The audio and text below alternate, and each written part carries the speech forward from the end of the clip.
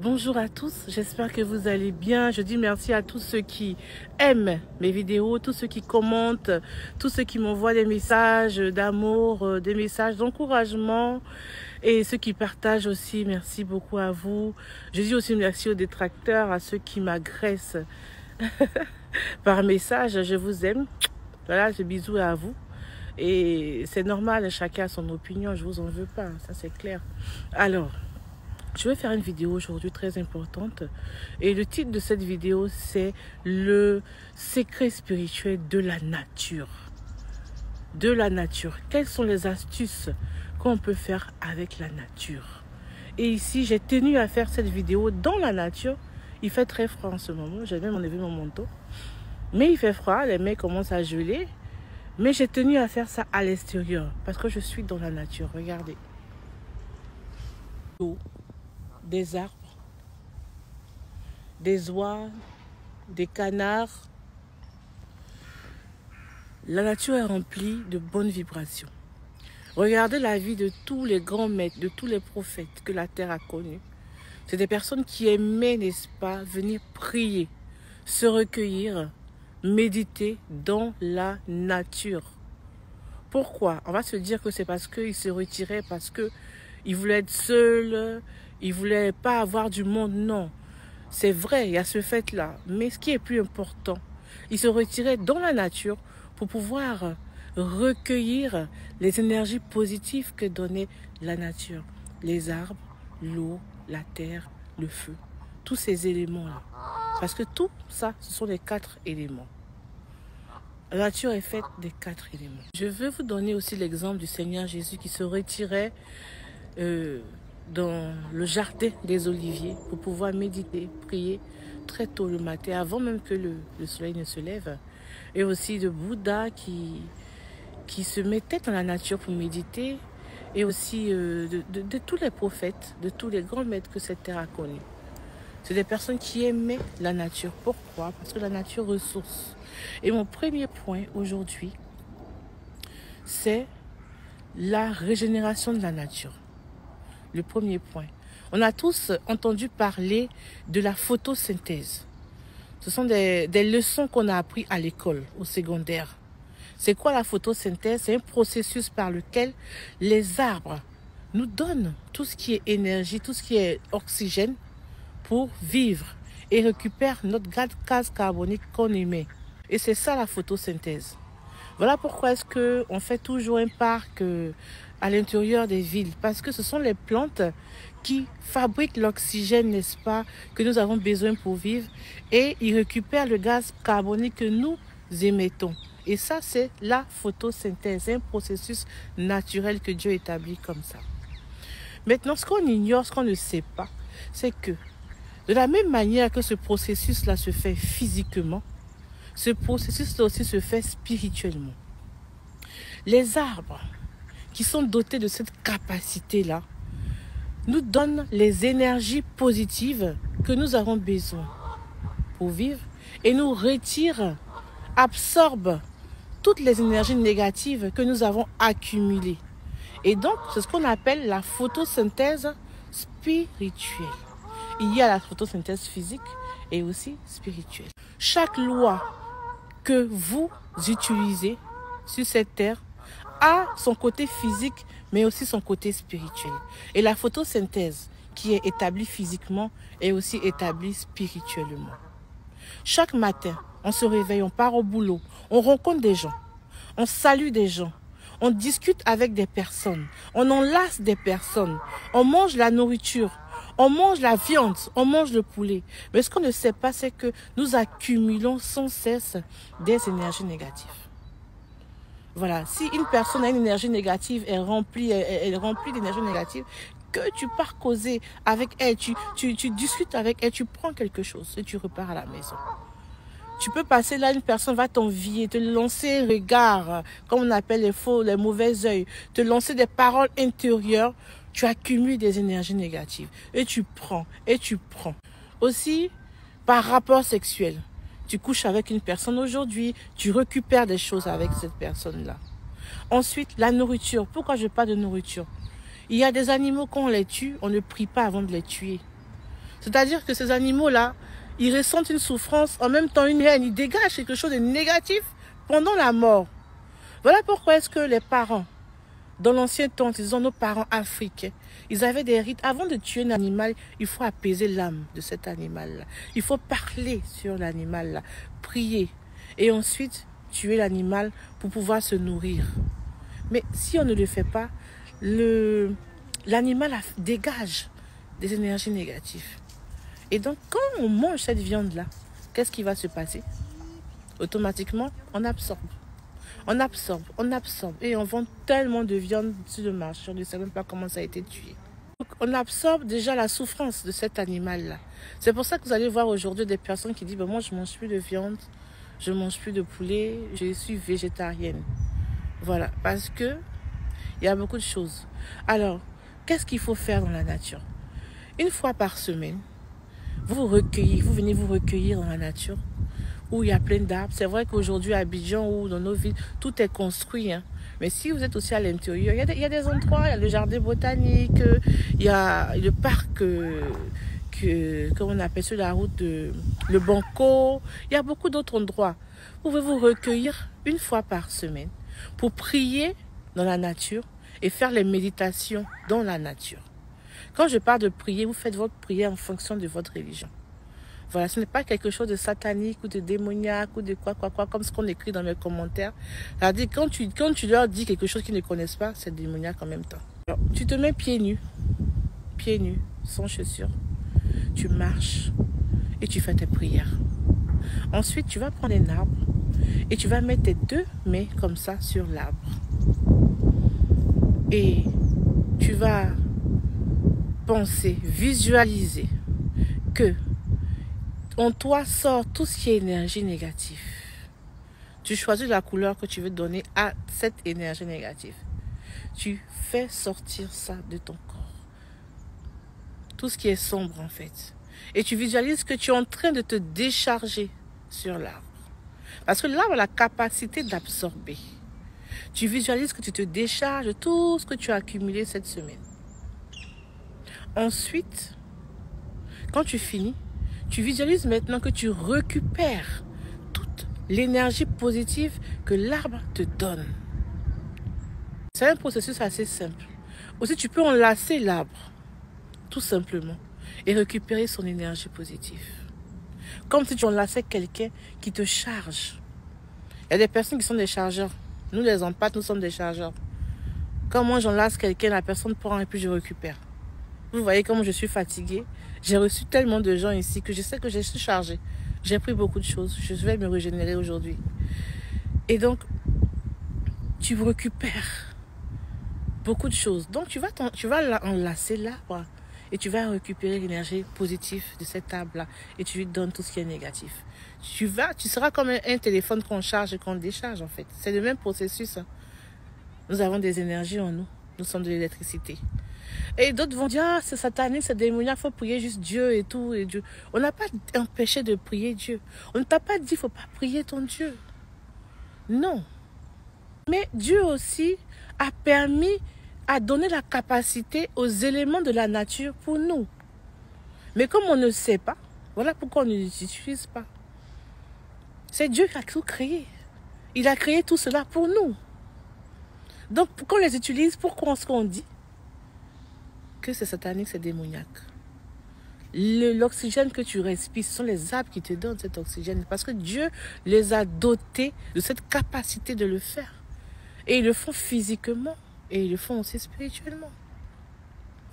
Donc, vous méditez, vous priez et vous vous régénérez avec les plantes, avec les arbres. D'autres vont dire que mais dans les arbres, il y a les sorciers dedans et tout. Mais tu pries avant de le faire. Tu pries et tu brises tout ce qui est esprit de sorcellerie avant de le faire. C'est vous qui combattez chaque jour, et puis vous avez toujours peur des sorciers. Je ne comprends pas. Vous avez toujours peur des sorciers. Mon deuxième point, c'est les énergies telluriques. Énergie tellurique, c'est quoi? L'énergie de la terre. Et la nature, il y a la terre. Il y a aussi l'énergie de l'eau, du feu, de l'air et tout. Mais aujourd'hui, je veux parler plus précisément des secrets de l'énergie de la terre. La terre, On l'utilise pour quoi? Pour marcher, pour se déplacer. Et aussi, la terre nous donne ce que nous avons besoin pour vivre. C'est dans la terre que l'arbre va s'enraciner pour prendre tous les minéraux nécessaires pour pouvoir grandir et porter des fruits. La mangue, les feuilles, les légumes qu'on a besoin pour se nourrir sortent de la terre. Donc la terre est chargée d'éléments physiques comme spirituels pour nous nourrir physiquement comme spirituellement. Et dans cette même terre-là, il y a des personnes des gens qui sont des sorciers et tout, qui ont enfoui spirituellement les biens de certaines personnes en sorcellerie dans la terre. Il y a des personnes même que les biens ont été enfouis dans l'eau, dans l'air, dans le feu, mais aussi dans la terre. Plus précisément, beaucoup dans la terre. Ça a été enterré. Voilà. Et donc, quel exercice on va faire avec la terre? D'abord, il faut faire une méditation d'enracinement. Tu vas te mettre pieds nus. Tu vas positionner tes pieds sur la terre. Tu vas d'abord faire ta prière, bien sûr, des prières selon ta religion. Et quand tu te positionnes, tu vas maintenant visualiser que tu as un arbre. Que toi-même, tu es un arbre. Et que de tes pieds sortent des racines qui s'enracinent dans la terre, qui rentrent en profondeur dans la terre pour aller chercher tous les minéraux nécessaires pour te faire grandir. Et là, tu visualises que tu es en train de t'enfoncer, tu es en train de t'enraciner dans la terre. Et tu es en train de prendre toutes les énergies telluriques positives pour toi.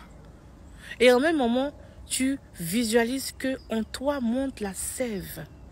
En toi monte cette sève-là et te fait grandir, te fait croître.